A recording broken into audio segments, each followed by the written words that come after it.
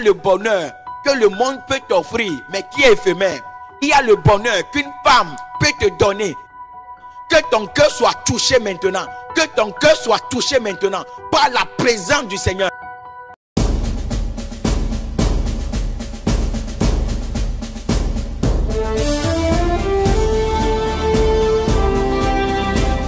Shalom, shalom, c'est votre serviteur Jacques de Jésus.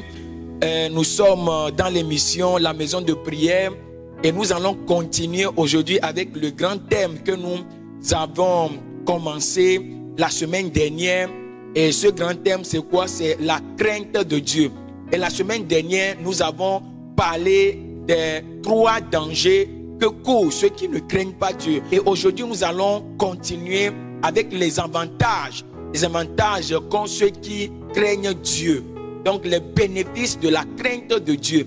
Et dès la semaine dernière, nous avons commencé à définir la crainte de Dieu. Et nous avons dit que la crainte de Dieu est ce sentiment-là qui nous donne une attitude de respect et de soumission complète, soumission totale à Dieu.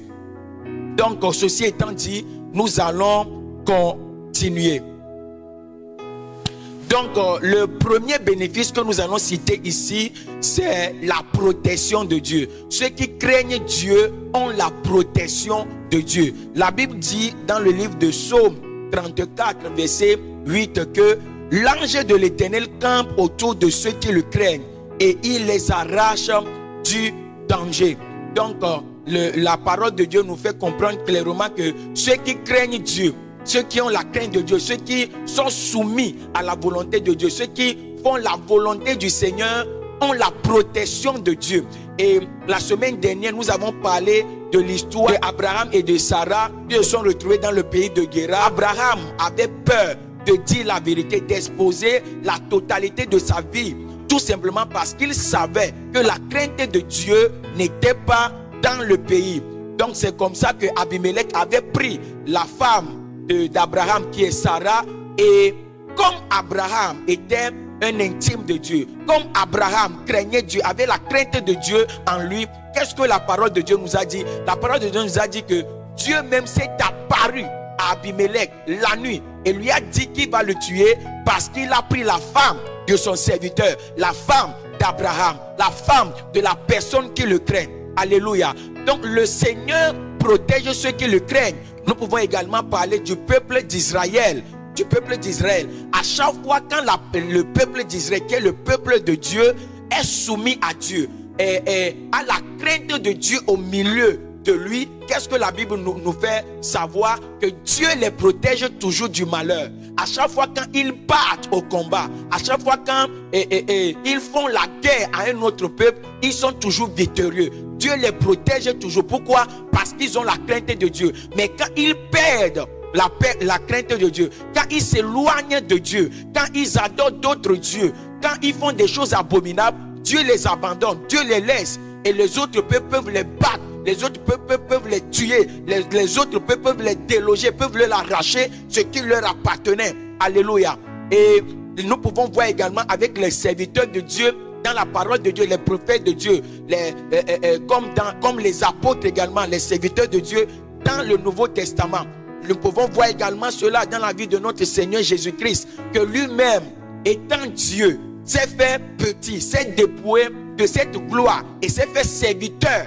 Alléluia. S'est fait serviteur dans cette dimension de fils-là. Et la parole de Dieu nous a fait savoir clairement que le Seigneur le protégeait. Tant que le jour, le moment de sa mort, le moment de sa crucifixion, qui est d'ailleurs sa destinée sur la terre, n'était pas arrivé, Dieu n'a jamais permis que le Seigneur Jésus-Christ soit attrapé et soit tué. Donc Dieu l'a protégé. Son Père, c'est-à-dire Dieu dans la dimension de Père, protégeait Dieu dans la dimension de Fils. Je peux vous donner également mon propre témoignage.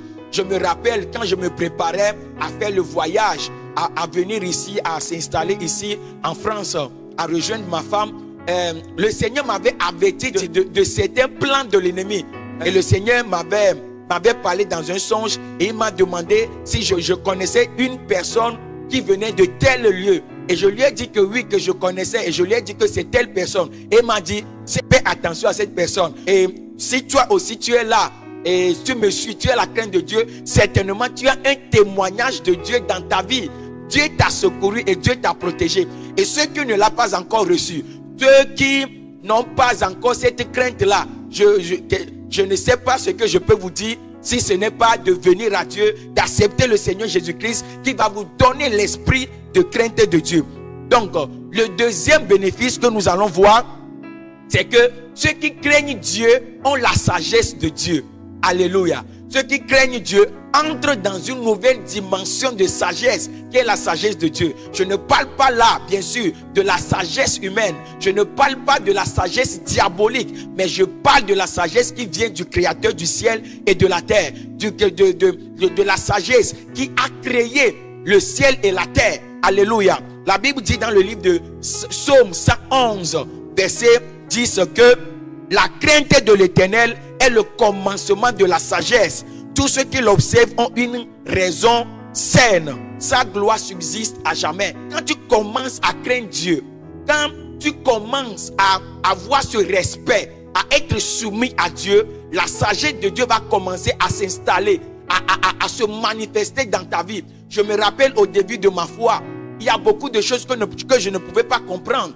Il y a beaucoup de choses que je trouvais normales selon le monde. J'étais d'accord par rapport à certaines choses qui se passent dans le monde. Plusieurs personnes ont attrapé des démons à cause de leur ignorance, parce qu'ils ne craignent pas Dieu, parce qu'ils n'ont pas la sagesse de Dieu. Donc quand tu vas venir à Dieu, tu vas voir que ta mentalité va changer. Ta manière de voir les choses va changer. Tu vas voir que ta manière de faire va être différente. Voyez? Donc Dieu vous donne une sagesse, que ce soit au niveau de la gestion des finances, que ce soit au niveau même de votre travail, dans plusieurs choses, de comment vous devez gérer même votre foyer. Tellement de choses que nous pouvons dire à ce niveau. Donc, si tu veux avoir une véritable sagesse, la sagesse de Dieu, tout ce que vous avez à faire, c'est de venir au Seigneur Jésus et de craindre Dieu. De commencer à appliquer sa parole, et vous allez voir que la crainte de Dieu va grandir en vous. Le troisième bénéfice, le bénéfice qui est dans la crainte de Dieu, c'est que vous allez plaire à Dieu. Quand tu plais à Dieu, tu seras dans le bonheur de Dieu. Je ne parle pas du bonheur qui vient du monde. Et le livre d'Ecclésiaste chapitre 8 verset 12 nous a dit que cependant, quoique le péché fasse 100 fois le mal et qu'il persévère longtemps, je sais aussi que le bonheur est pour ceux qui craignent Dieu, parce qu'ils ont de la crainte devant lui. Et si tu veux avoir le véritable bonheur, si tu veux avoir le véritable bonheur, le bonheur qui vient de Dieu, le bonheur qui ne change pas, le bonheur qui ne vacille pas, j'aimerais te dire, viens au Seigneur. Tu dois craindre Dieu, tu dois venir au Seigneur Jésus. Vous savez, il y a plusieurs types de bonheur. Il y a le bonheur que le monde peut t'offrir, mais qui est éphémère. Il y a le bonheur qu'une femme peut te donner, qui est éphémère. Il y a le bonheur que ton patron, que tes enfants peuvent te donner, qui est éphémère. Mais le seul bonheur qui est éternel, le seul bonheur qui est vrai, c'est le bonheur qui vient de Dieu. Et si tu veux l'avoir, crains Dieu. Entre dans la crainte de Dieu. Si tu es déjà éloigné de Dieu, reviens à Dieu pour avoir ce bonheur. Le quatrième bénéfice que nous allons dire ici, c'est que ceux qui craignent Dieu ont la miséricorde de Dieu. Alléluia.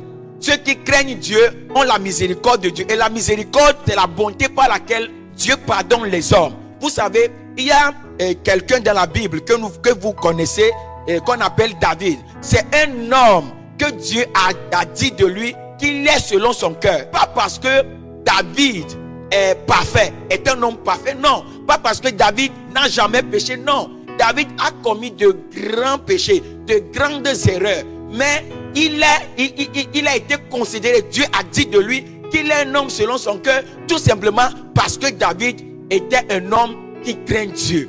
Était un homme qui a le cœur qui craint Dieu, qui a le cœur qui est soumis à Dieu, qui a le cœur repentant. Et j'aimerais dire ici, l'une des choses qui montre qu'une personne craint Dieu, c'est le cœur repentant que la personne a, le cœur humble que la personne a, le cœur d'enfant que la personne a. Donc, si tu as ce cœur, si tu as la crainte de Dieu, je te dis la vérité, les hommes peuvent t'enterrer à cause de tes fautes. Les hommes même peuvent dire que c'est fini pour toi à cause de tes péchés, à cause de tes erreurs. Mais si tu as un cœur qui craint Dieu, un cœur qui est soumis à Dieu, un cœur humble devant Dieu, je te dis la vérité, Dieu, la bonté de l'Éternel, la miséricorde de Dieu, la grâce de Dieu sera ton partage. Et les hommes vont être surpris de ton élévation. Pourquoi? Parce que tu as un cœur qui craint Dieu. Parce que tu as un cœur qui est dédié à Dieu. Alléluia. Et la Bible dit dans le livre de Luc chapitre 1 verset 49 à 50 que parce que le Tout-Puissant a fait pour moi de grandes choses, son nom est saint et sa miséricorde s'étend d'âge en âge sur ceux qui le craignent. Le dernier point que nous allons citer, le Seigneur réalise le souhait de ceux qui le craignent. Plusieurs personnes, peut-être des enfants de Dieu, dans la maison de Dieu, utilisent des voies qui ne sont pas des voies de Dieu pour arriver à leur fin. Que ce soit des serviteurs de Dieu, ils mettent des stratégies en place pour avoir des moyens, pour avoir des finances, pour faire l'œuvre de Dieu. Et des fois même, ce n'est pas pour même aider Dieu, mais pour aider le vendre. Pour le vendre, ils font des choses pour arriver à leur fin.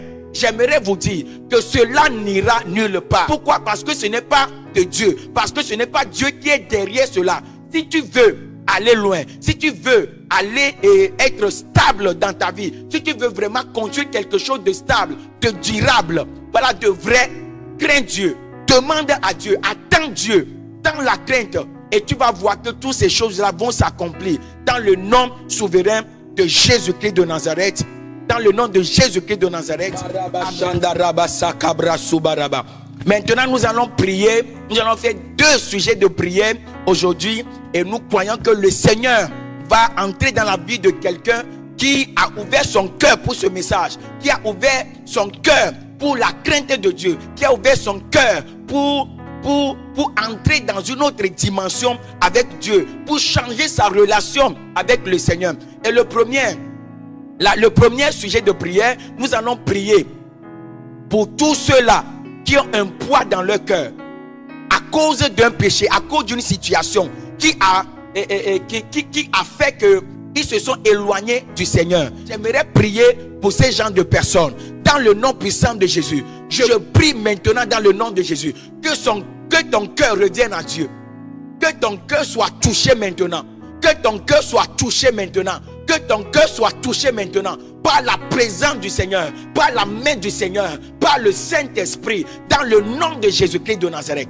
Peut-être tu es allé dans la fornication, tu es allé dans la prostitution, tu es allé dans le vol, tu es allé dans le mensonge pour accomplir certaines choses, peut-être pour manger, peut-être pour avoir une bonne vie, et ce qui t'a éloigné de Dieu, ce qui t'a enlevé la présence de Dieu. Je prie pour toi maintenant. Si tu reviens à Dieu, si tu décides maintenant de tout ton cœur, le Seigneur te restaure. Le Seigneur te restaure. Le Seigneur te restaure. La paix de Dieu revient à toi. La présence de Dieu revient à toi. Dans le nom de Jésus. Dans le nom de Jésus. Dans le nom souverain de Jésus-Christ de Nazareth. Notre deuxième sujet de prière maintenant. La Bible dit dans le livre d'Ésaïe, chapitre 11, verset 2 à 3, qui dit: l'Esprit de l'Éternel reposera sur toi, l'esprit de sagesse et d'intelligence, l'esprit de conseil et de force, l'esprit de connaissance et de crainte de Dieu, Il respirera la crainte de l'Éternel, il ne jugera point sur l'apparence, il ne prononcera point sur un oui dit. Et nous voyons ici la manifestation, les 7 manifestations de l'Esprit de Dieu. Et dans ces manifestations-là, il y a l'esprit de la crainte de Dieu. Il y a l'esprit de la crainte de Dieu. Et nous allons prier maintenant. Comme tu décides de tout ton cœur, comme tu reviens à Dieu, comme tu prends cette ferme décision maintenant, je prie pour toi maintenant, dans le nom de Jésus-Christ de Nazareth, dans le nom de Jésus, que le feu de l'Esprit, que tu sois rempli de nouveau de l'Esprit de Dieu, dans le nom de Jésus, et les manifestations de l'Esprit, surtout celles de la crainte de Dieu, viennent sur toi, se manifeste dans ta vie, se manifeste dans ta vie, dans le nom souverain de Jésus-Christ de Nazareth. Dans le nom souverain de Jésus-Christ de Nazareth. Mais tu es rempli de nouveau maintenant. Le feu de Dieu tombe sur toi. Le feu de Dieu tombe sur toi et consume tout ce qui n'est pas de lui. Et consume tout ce qui n'est pas de Dieu dans ta vie, dans ta vie, dans ta destinée, dans le nom puissant de Jésus. Et le même feu embrase ta vie, embrase ton esprit, embrase ton cœur, dans le nom souverain de Jésus. Désormais, on ne t'appellera plus rejeté.